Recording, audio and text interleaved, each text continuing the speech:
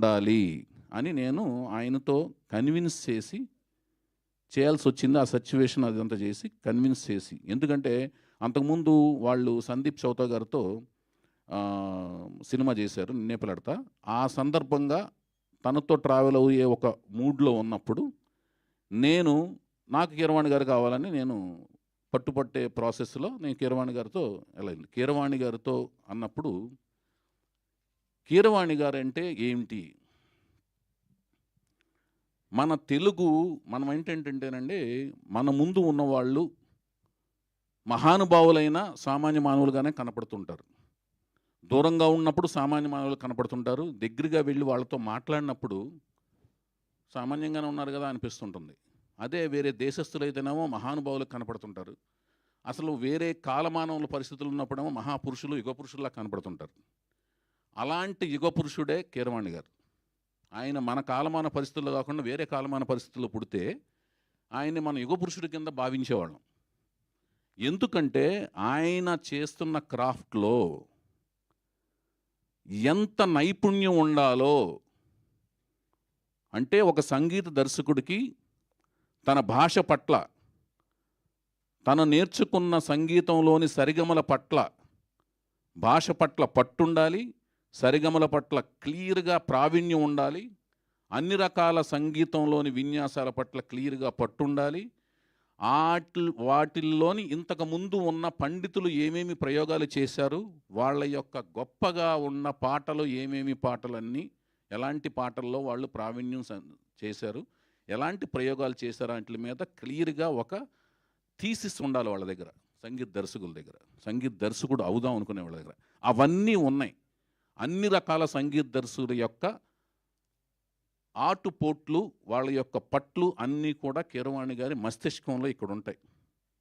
అలాంటి సంగీత దర్శకులు మన కళ్ళ ముందు అసలు అతి తక్కువ కాదు, లేరనే చెప్పాలి.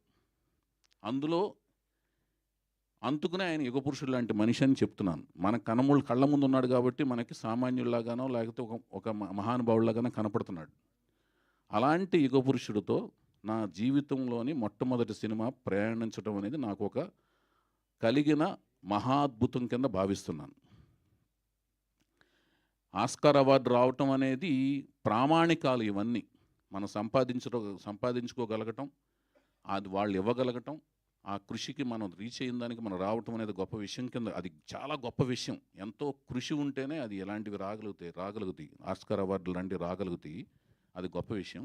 కానీ ఆయన కీరవాణి గారు చక్రవర్తి గారి దగ్గర పనిచేస్తున్నప్పటి నుంచి నాకు తెలుసు. వేటూరు గారి దగ్గరికి మ్యూజిక్ డైరెక్టర్ కాకముందు వేటూరు గారి దగ్గరికి వచ్చినప్పటి నుంచి ఆయనతో సాన్నిహిత్యం నాకుంది. ఆయన మ్యూజిక్ డైరెక్టర్ అయినప్పుడు కూడా నన్ను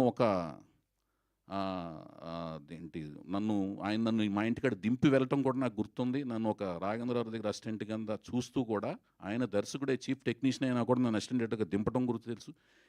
ఇదంతా ఎందుకు చెప్తున్నానంటే, అంతటి మహానుభావుడు నా మొట్టమొదటి సినిమాకి చేస్తూ ఇప్పటిదాకా నాకు ఆయన ఇచ్చినవి ఏంటంటే మీరు చూసిన సాంగ్స్, కానీ నేపథ్య సంగీతంలో ఇచ్చారు. హే తరరరారా అని ఒక లవబుల్ థీమ్ ఇచ్చారు సీతారామరాజులో. తరరరరారా అని ఒక థీమ్ ఇచ్చారు సీతారాముల కళ్యాణంలో. అలాగే ధీనాదీది దిత్తం ధీనాదీది దిత్తం ధీనాది తిత్తాం తాం హే హే అని మేల్ ఫీమేల్ కోరస్లతో కలిపిన ఒక రికార్డింగ్.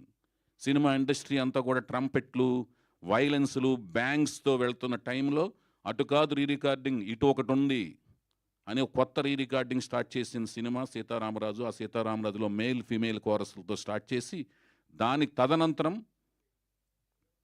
సీతయ్య సినిమాలో, లాహిర్ సినిమాలో దే దబదే అనే ఒక రికార్డ్. ఇవన్నీ నాకు ఆయన ఇచ్చిన అస్త్రాలు. ఆ అస్త్రాలతో నన్ను ఎదిగించి ఆయన నాకు ఒక దారి దిక్సూచి కలిగించారు. అలాంటి మహానుభావుడితో మళ్ళీ ఆనాటి హృదయాల ఆనంద గీతం ఇదేలే అన్నట్టుగా అన్నదమ్ముల అనుబంధంలాగా ఆయన కుటుంబ సభ్యుల్లో ఒక సభ్యుడిగా నేను ఎప్పుడు భావిస్తూ ఉంటాను. ఆయన నన్ను కూడా ఆయన కుటుంబ సభ్యుల్లో ఒక సభ్యుడిగా భావిస్తుంటారు. అలాంటి మహానుభావుడు నన్ను మళ్ళీ నేను కొంత గ్యాప్ తర్వాత ఆయన అప్రోచ్ అయినప్పుడు అంతే ఆత్మీయంగా అంతే అనుబంధంగా నన్ను చేరదీసుకుని ఈ సినిమా చేస్తానని ఒప్పుకోవటం, ఈ స్క్రిప్ట్ని ఆయన పరిశీలించి మొత్తం స్టడీ చేసి దీన్ని చక్కగా ఆయన యొక్క సలహాలు సూచనలు ఇస్తానని, తర్వాత చక్కగా దీని పని పడదాం అని సలహా సూచనలతో ముందుకు వెళదామని ఆయన చెప్పటం అంతా కూడా నాకు ఒక పెద్ద అన్నయ్యలాగా అని అనిపించింది. ఒక ఆత్మీయుడిలాగా కుటుంబ సభ్యులుగా నన్ను తీసుకోవడం అనేది నాకు చాలా ఆనందం కలిగింది. కీరవాణి గారు, దీనికి సభాముఖంగా ఈ కార్యక్రమం సందర్భంగా మీకు ధన్యవాదాలు తెలియజేసుకుంటున్నాను సార్. శతకోటి వందనాలు తెలియజేసుకుంటున్నాను. ఇంకా చాలా చెప్పాల్సింది ఉంది మీ గురించి, అది తర్వాత మనం బోల్డ్ సభల్లో చెప్పుకుంటాను. ప్రత్యేకించి ఒక కార్యక్రమే చేస్తాను దాని గురించి.